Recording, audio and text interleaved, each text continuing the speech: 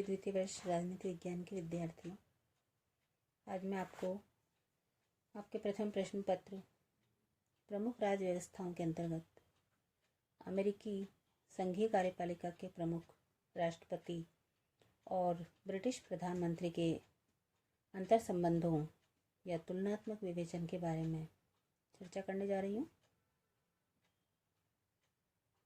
आज हम जो तुलनात्मक विवेचन का बिंदु ले रहे हैं उसमें है न्यायिक नियंत्रण की दृष्टि से। यदि दोनों ही पदाधिकारियों के न्यायपालिका के साथ संबंधों या न्यायपालिका पर इनके नियंत्रण की दृष्टि से विचार किया जाए तो भी ब्रिटिश प्रधानमंत्री की स्थिति अमेरिकी राष्ट्रपति की तुलना में अधिक मजबूत है। ब्रिटेन में संसद की सर्वोच्चता है और इस कारण ब्रिटिश न्यायपालिका संसद या प्रधानमंत्री के कार्यों को अवैधानिक घोषित नहीं कर सकती, लेकिन अमेरिकी राष्ट्रपति पर सर्वोच्च न्यायालय का नियंत्रण है।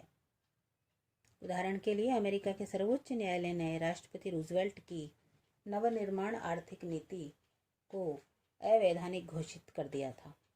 इसी प्रकार कोरिया युद्ध के समय जब राष्ट्रपति ट्रूमैन ने इस्पात के निजी कारखानों पर नियंत्रण स्थापित कर लिया क्योंकि उनमें हड़ताल के भय से युद्ध और प्रतिरक्षा में बाधा पहुंचने की आशंका थी, तो सर्वोच्च न्यायालय ने राष्ट्रपति की इस कार्यवाही को अवैध घोषित कर दिया था।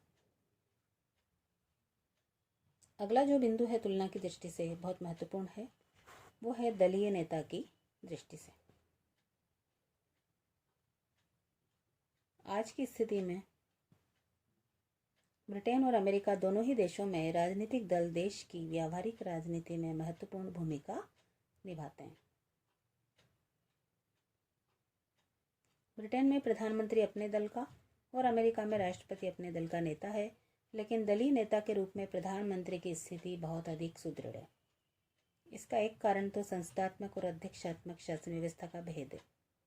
इसके अतिरिक्त ब्रिटिश राजनीतिक दलों में जहां कठोर अनुशासन है, अमेरिकी राजनीतिक दलों का अनुशासन अपेक्षाकृत शिथिल है।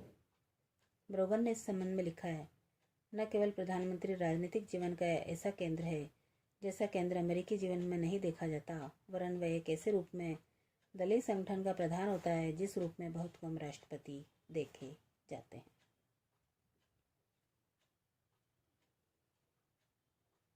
अमेरिकी राष्ट्रपति और ब्रिटिश प्रधानमंत्री पद की तुलनात्मक विवेचना के आधार पर यह कहा जाता है कि जहां राष्ट्रपति प्रशासनिक क्षेत्र में अधिक शक्तिशाली है, प्रधानमंत्री की स्थिति विधायी, वित्तीय और कुछ अन्य क्षेत्रों में अधिक सुदृढ़ है।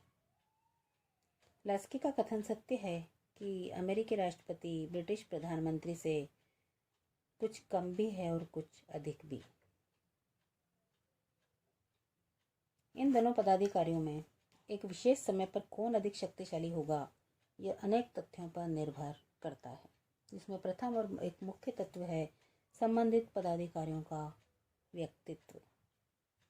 कूलीज, बुचानन या ह्यूवर्ट जैसे राष्ट्रपतियों के द्वारा ग्लैडस्टन, डिज़रेली, पाल्मर्स्टन, पील और चर्चिल जैसे प्रधानमंत्रियों का मुकाबला नहीं किया जा सकता, और नहीं चैम्बरलेन, मैकमिलन या सर एलेक डगलस होम जैसे औसत प्रधानमंत्री जैक्सन, लिंकन या एफ.डी. रूजवेल्ट जैसे राष्ट्रपतियों का मुकाबला कर सकते हैं।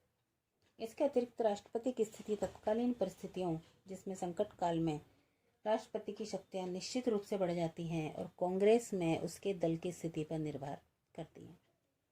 ब्रिटिश प्रधानमंत्री की स्थिति भी तत्कालीन परिस्थितियों, अपने राजनीतिक दल में उसकी स्थिति और लोक सदन में उसके राजनीतिक दल की स्थिति पर निर्भर करती है।